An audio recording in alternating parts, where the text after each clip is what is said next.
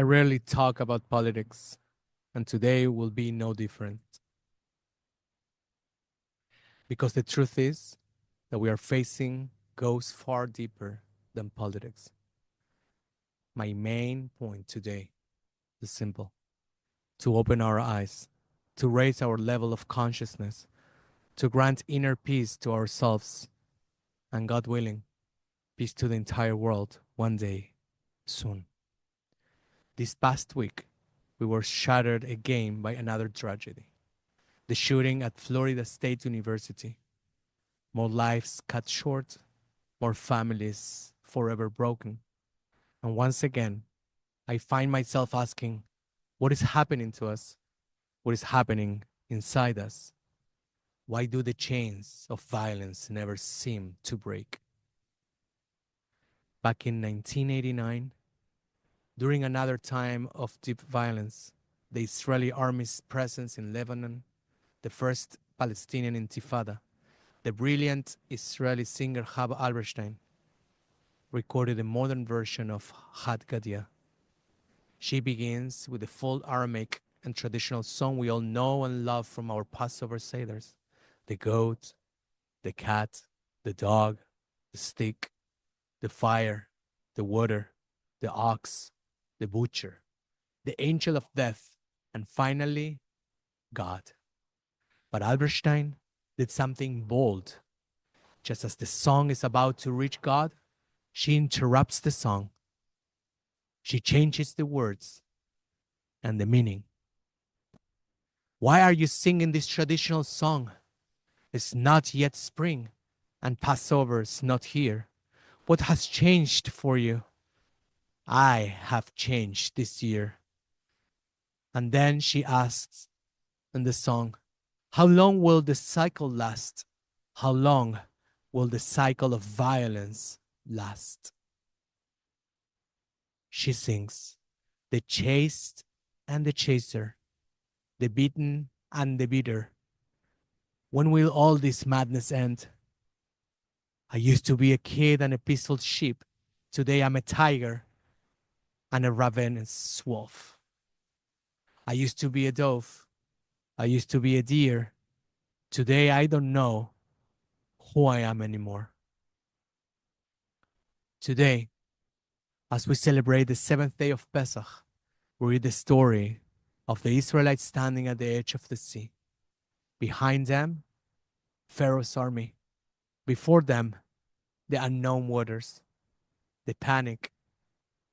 They panic and they cry out. And God says to Moses, why do you cry out to me? Tell the people to move forward. Yes, forward. No backwards to Egypt, not frozen in fear. Forward. But what if the real crossing God demanded wasn't just through the physical waters? What if the real sea was the crossing from the fear to courage, from judgment to compassion, from indifference to responsibility? Because the truth is, chains of slavery are not only external, they live inside us. The chain of violence, the chain of judgment, the chain of dehumanizing the other. And if we don't break this change and the chains, we don't cross the internal sea, then every year we sing Gadya and nothing truly changes. Since the Florida State University shooting and many others before, like Parkland 7 years ago, just 15 minutes from my home, I can't stop thinking about the victims, the families, their friends, their empty chairs at the dinner table. But I also find myself thinking about the shooter, not to excuse horror, not to lessen justice, but to wonder, how many invisible deaths did he suffer before he ever picked up a weapon? How many invisible deaths did he suffer before he ever picked up a weapon? how much rejection, how much loneliness, how much abandonment, bullying, mocking. I can't help but think about Nicholas Cruz, the Parkland shooter from years ago. I remember reflecting then, and it still rings painful true for all of us now and for me. Was he a monster? Probably. But was he born that way? I doubt it.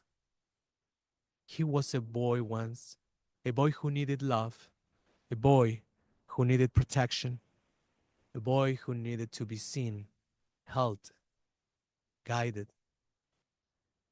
And instead, he was bullied, rejected, marginalized, invisible, until finally the boy who might have been a sheep became a ravenous wolf. And now, after the shooting at Florida State University just a few days ago, I find myself wondering again.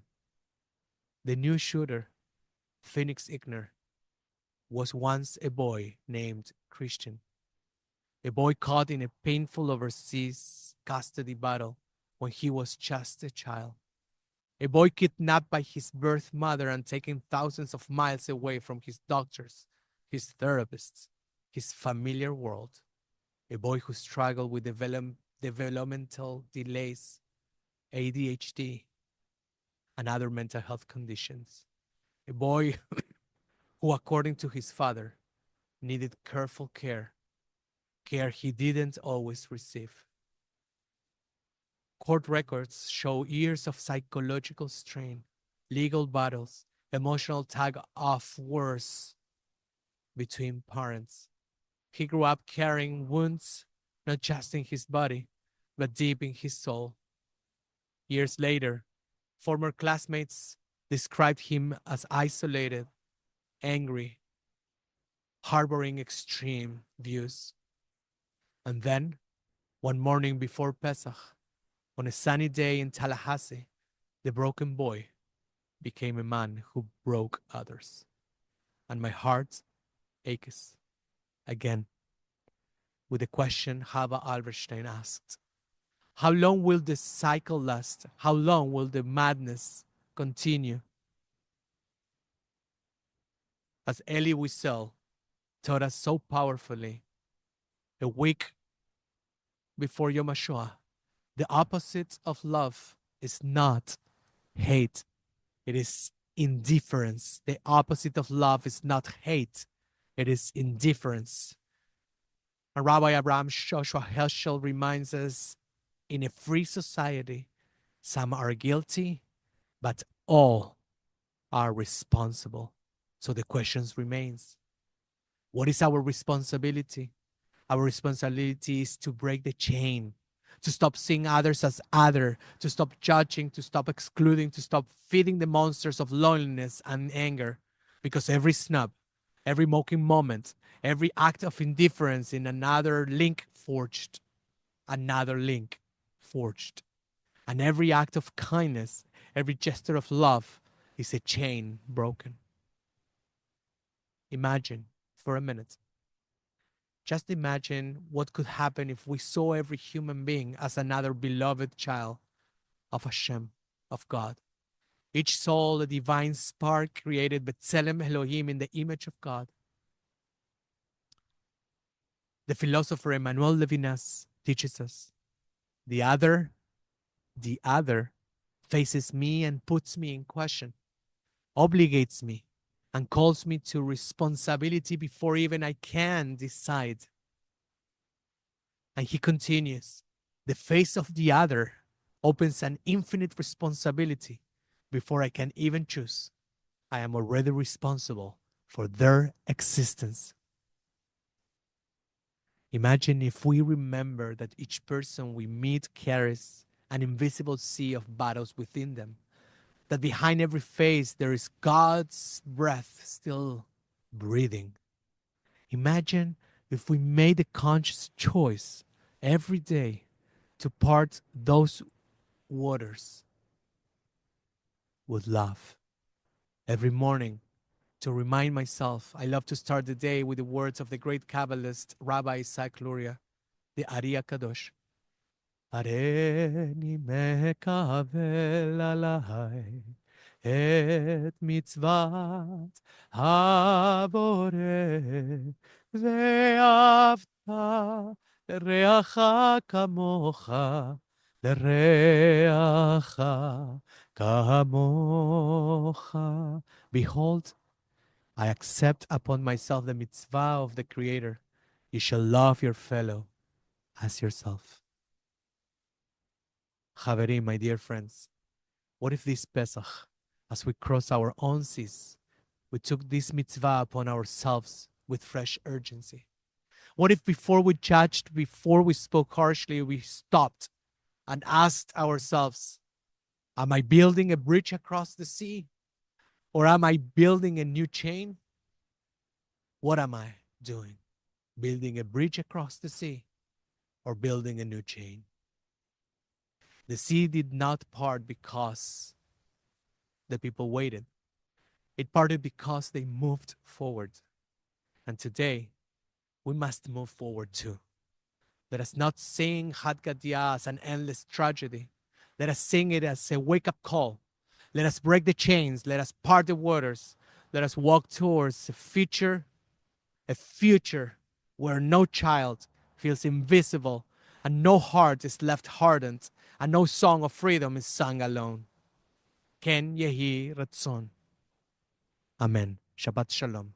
B'chag Sameach.